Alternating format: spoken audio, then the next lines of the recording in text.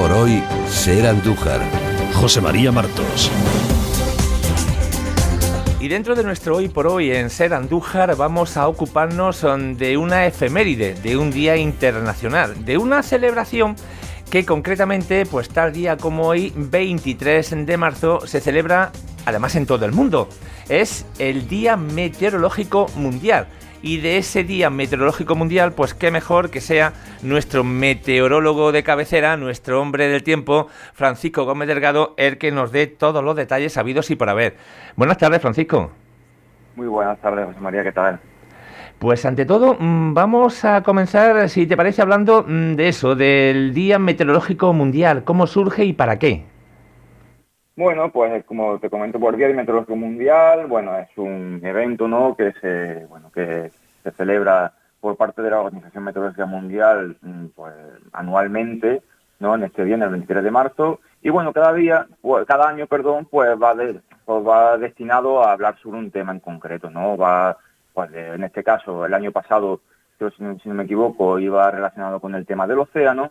Este año, por ejemplo, pues lo que se quiere hablar es de la alerta temprana y la acción temprana. ¿Qué quiere decir esto?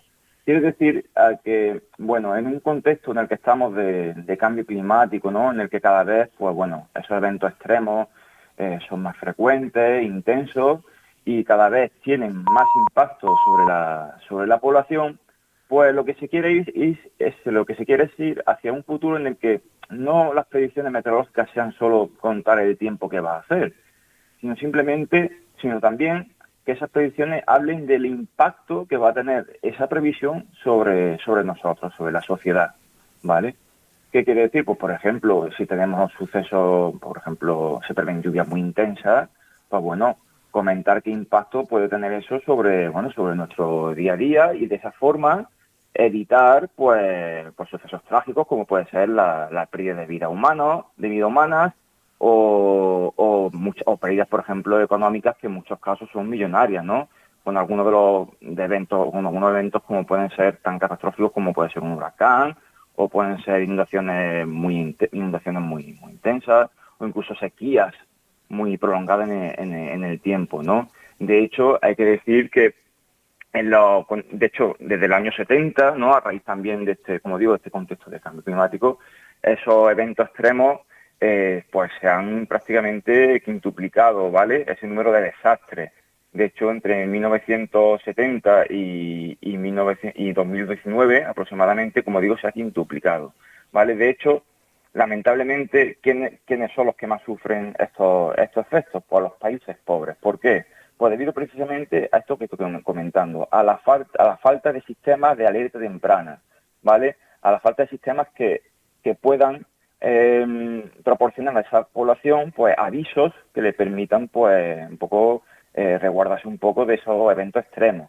De hecho, por ejemplo, en los años 50, la sequía, en los últimos 50 años, los eventos que más vidas se han cobrado han sido la sequía. De hecho, en África se calcula que, por ejemplo, como dato curioso, en 1983 hubo 450.000 muertes solo asociadas a sequía en países como Etiopía o Sudán. Por ejemplo, en términos de pérdida económica, todos recordaremos el huracán Katrina, ¿no?, que azotó a los Estados Unidos, ¿no?, y que, bueno, las cifras de pérdida económica fueron, bueno, millonarias, ¿no?, lo siguiente, en torno a 160.000 millones de dólares de pérdida. Otros sucesos que crean también impacto, incluso, por ejemplo, los volcanes. Bueno, por ejemplo, los volcanes, como por ejemplo que hemos tenido aquí dentro de lo que es el territorio español, como en La Palma, en las Islas Canarias, pues eso también, lógicamente, tiene un importante impacto sobre la población, como ya sabemos, y también sobre otros aspectos, como son también, por ejemplo, el tráfico aéreo, etcétera. Es decir, se le quiere ir a mejorar este sistema de alerta temprana de forma mundial, en el que también países del tercer mundo tengan capacidad de tener reacción frente a esos eventos extremos, ¿vale? Y bueno, a ver, todo no es negativo. Hay que decir que en los últimos años, precisamente, de hecho, a la mejora de esa alertas tempranas, de esos sistemas de alertas tempranas, se ha disminuido las muertes en torno a 50, se han ahorrado como en torno a 50.000 muertes al año, ¿vale? Gracias a esos sistemas de alerta temprana.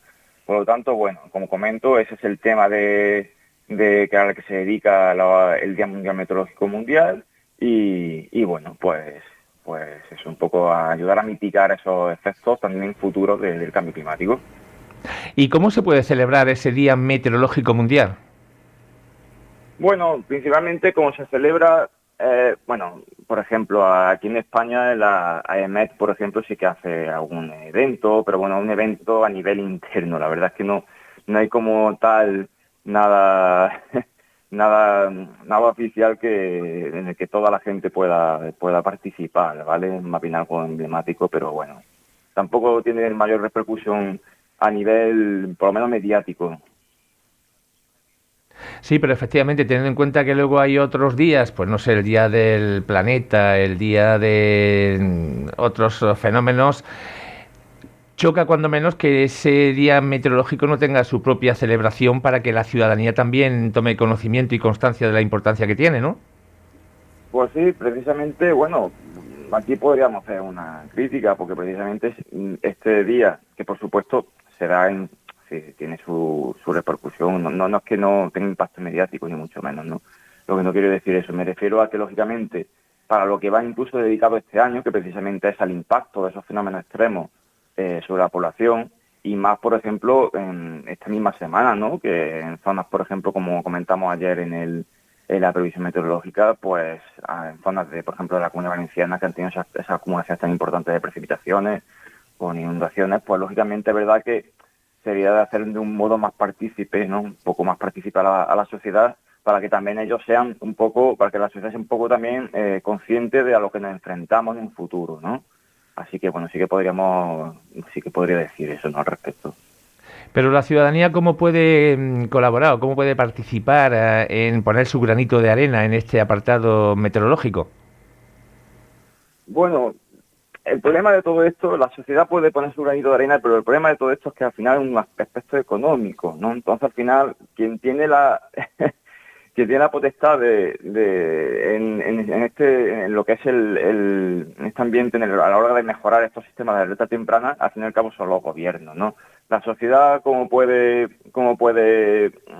participar por el punto de vista, como he comentado, del cambio climático? Pues bueno, pues siempre empleando una política un poco más, pues bueno, ecologista, un poco lo que en general lo que podemos hacer a pie de calle, pues bueno, cuidar un poco del medio ambiente, utilizar transportes públicos, etcétera, etcétera, como digo, con la intención de por lo menos mitigar posibles efectos en un futuro de ese cambio climático. Pero como digo, el mayor efecto o la mayor acción tiene que venir dada por los gobiernos, que al fin y al cabo son los que un poco de los que dependemos al fin y al cabo, ¿no? Para solucionar o intentar mitigar este tipo de situaciones. Pero por supuesto, si todos ponemos nuestro granito de arena en lo que te he comentado, por supuesto será mucho más fácil. ¿El futuro cómo se presenta en cuanto a esas previsiones? Porque hay que decirle a nuestros oyentes que estamos hablando con un hombre que es profundo conocedor de la meteorología, que tus años de estudio te han costado, por cierto, Francisco.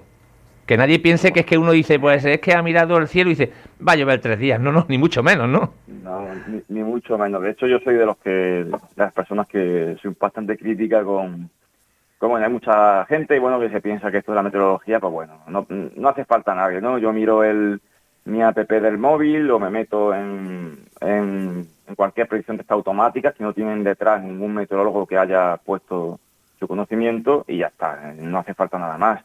Y eso no es así. De hecho, la meteorología, aparte de ser una ciencia que tiene bastante complejidad, ¿vale? Una rama de la física, ¿vale? De hecho, cuando uno va a estudiar meteorología, pues bueno, básicamente son matemática y física, en su totalidad. Y bueno, como bien comenta, es decir, siempre por muy bueno que sea un modelo meteorológico, o por muy bueno que sea un ordenador, ¿vale? O por mucha capacidad de cálculo que tenga, siempre va a hacer falta la interpretación de un meteorólogo para dar una previsión. Y más en eventos extremos, ¿vale? Ahí te puedo comentar, yo que trabajo en AEMET, un ejemplo, ¿vale? Por ejemplo, el lunes, el lunes, sí, efectivamente. Cuando se recogieron esas cantidades de más de 300 litros por metro cuadrado en la provincia de Castellón, ¿vale? En punto de la provincia de Castellón. si nosotros nos vamos al modelo, nos vamos a la precipitación acumulada para ese día, o a la probabilidad de que se recogiesen un número determinado de litros, vemos como los modelos, ¿vale?, de media, ¿vale?, daban como en torno a 100 y pico litros, ¿vale?, en toda esa zona. Entonces uno diría, hostia, el modelo ha fallado, pero no vale de nada esto, no, eso no es así, ya que en meteorología lo que tenemos que trabajar son con probabilidades. Y muchas veces, ¿vale?, lógicamente nosotros tenemos herramientas que lógicamente no están al acceso del público general, ¿vale? Entonces podemos hacer un análisis mucho más profundo de la situación meteorológica que se vaya a dar ese día. Entonces, dentro está el meteorólogo y con las herramientas que tiene, ¿vale? Y como digo, es verdad que no están al alcance del público, pero porque también son herramientas que requieren de cierto conocimiento, ¿vale? Por eso digo que hace falta siempre una persona que haya estudiado eso, ¿vale? Pues sí que con ciertas herramientas se podía prever, de hecho se dieron avisos para la zona en el que sí se podían dar esas acumulaciones, ¿vale? Pero todo eso va detrás de una persona que lo ha analizado. Es decir, esos avisos, los avisos que da EMET, no los da un ordenador, los da una persona que ha analizado la situación de forma detenida, ¿vale? Y ha llegado a esa conclusión. Por tanto, como digo, bueno, la meteorología es una ciencia, como digo, que requiere de muchas horas de estudio, ¿vale? En mi caso, para sacarme la oposición. Pero es una ciencia muy bonita. Yo animo a toda la gente a que esté interesado en indagar un poco más en cómo funciona la atmósfera. Y en cuanto a lo que me has comentado de la previsión de futuro, en cuanto a los próximos décadas o lo que se pueda esperar, ¿no?, a cómo evoluciona nuestro clima, pues bueno, lo que se prevé es que, como digo, si no hacemos nada y seguimos con ese aumento, se espera que esa temperatura media global siga ascendiendo, ¿no?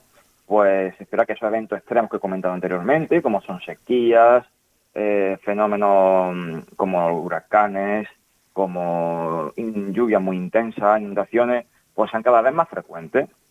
Vale, a ese contexto nos tenemos que remitir en cuanto a un futuro, ¿vale? A fenómenos extremos más frecuentes, es decir, posiblemente veamos rachas o periodos en los que tengamos muchísima precipitación, seguidos de otros, ¿vale?, en los que tengamos mucha menos precipitación, es decir, periodos de sequía. De hecho, de una forma u otra ya se está empezando a ver. Es verdad que todavía no se puede llegar a una conclusión de que sea tal cual por el cambio climático, pero es verdad que por lo menos yo tengo esa sensación, por lo menos si nos permitimos los datos, que cada vez tenemos como periodos en los que la precipitación se restringe a menos días durante el año. Es decir, no que caiga menos precipitación, que también, pero bueno, que esa precipitación cae en menor periodo de tiempo. ¿Eso a qué lleva? A que cuando una precipitación cae en un menor periodo de tiempo, sí, y hay periodos intercalados de sequías prolongados, pues por ejemplo en el estado de los embalses mismo repercute mucho. No es lo mismo una precipitación que caiga de forma más continuada que una precipitación que caiga de golpe. Pues lógicamente eso repercute en que aunque caiga la misma cantidad de agua, el embalse pues tenga menor agua almacenada, ¿vale? Entonces, como digo, en un futuro tendremos que adaptar ciertas políticas para adaptarnos y poder tener un estado de bienestar adecuado dentro de ese ambiente de posibles eventos extremos desde el punto de vista meteorológico que podamos afrontar. Francisco Gómez Delgado, la meteorología, ya nos lo acaba de comentar, es una ciencia, pero para un científico, para un profesional, para una persona que ha estado tantos años, cuando se le da credibilidad a aquellas viejas formas de adivinar la meteorología, llámese Cabañuela, llámese predicciones del niño meteorólogo, etcétera, etcétera, me imagino que os tiene que sentar como mal o peor, ¿no? A ver, este tema ha sido ha sido bastante controvertido y ha creado bastante polémica en los últimos meses, ¿no? Sobre todo a raíz de este chaval, ¿no?, que salió sobre todo en muchos medios de comunicación, ¿no?, que se dijo que predijo Filomena y que decía que predecía que iba a haber otra Filomena en enero de este año y tal. Bueno, a ver, yo por ejemplo, en mi caso, como opinión personal, o sea, yo nunca he criticado como tal, me refiero, no es que no haya criticado a las cabañuelas, sino que yo le he dado la importancia que tiene en sí el método. Es decir, la cabañuela no es un método de predicción, ¿vale? Es un método que sí que tiene muchos años, que lógicamente el que se dedique a eso pues dirá que es muy bueno y tal, pero como tal yo le doy la importancia que tiene, que es simplemente, pues bueno, un método sí ancestral, tal, pero bueno, pues ahí está. No me meto con el que lo haga. Lo que a mí me irrita, por decirlo de alguna forma, es que esas cabañuelas, como ha ocurrido en los últimos meses, se hayan utilizado como herramienta de predicción, ¿vale? Por encima de predicciones que hace el propio Servicio Nacional Meteorológico, que es EMET, ¿vale? Si se le hace más caso a lo que dice la cabañuela que a una predicción profesional, ¿vale? Científica. Entonces, ahí es donde entramos un poco en conflicto y ahí es donde quizás desde la comunidad meteorológica, pues ha habido bastantes quejas en el darle una sobreimportancia a ese tipo de métodos de predicción que no son de predicción, porque básicamente son métodos pseudocientíficos, ¿vale? No hay ninguna ciencia detrás de eso, ¿vale? Entonces, como te digo, yo no me meto con eso, me parece bien que esté, pues bueno, pues otra cosa más, pero sin que sobrepase los límites, ¿vale? De lo que es la predicción real de la meteorología. Bueno, yo no quiero terminar este amplio reportaje que estamos haciendo con Francisco Gómez Delgado, teniendo en cuenta que esta entrevista es pues para difundirla por todas las emisoras de multimedia jienense en nuestra provincia, sin que nos pueda adelantar, en cierto modo, cómo va a ser esta primavera que estamos viviendo, insisto, haciéndola generalizada para la provincia. Pues bueno, hay que contar que, por un lado, las predicciones estacionales, ¿vale?, que son las que se utilizan para este tipo de predicciones, ¿vale? O sea, lo que sean son simplemente tendencias, es decir, la gente no se debe tomar estas predicciones como lo que va a pasar, ¿vale? Son tendencias, ¿vale? Entonces, hay que decir que la primavera precisamente es como digamos una época en la que precisamente la meteorología es más impredecible, ¿vale? Por decirlo de una forma, hay más variabilidad y entonces la predecibilidad de la atmósfera es un poquito más complicada, ¿vale? Un poquito menor que en otras épocas del año, ¿vale? Como puede ser el invierno o el verano. Por lo cual, si de por sí hay que coger un poco con pinzas este tipo de predicciones, ¿vale? Aunque cada vez son mejores, ¿vale? Pues en primavera, pues un poquito, bueno, hay que tomar, no es que lo que se muestre sea mentira ni mucho menos, simplemente hay que tomárselo como lo que es, una predicción con tendencia, con incertidumbre. Entonces, ¿qué nos dicen ahora mismo esas tendencias para el periodo marzo, abril, mayo? Pues que por un lado en temperatura se prevé que sea un periodo cálido, ¿vale? Con bastante probabilidad, hay que decirlo, es decir, hay un 70% de probabilidad de que el periodo sea más cálido de lo normal.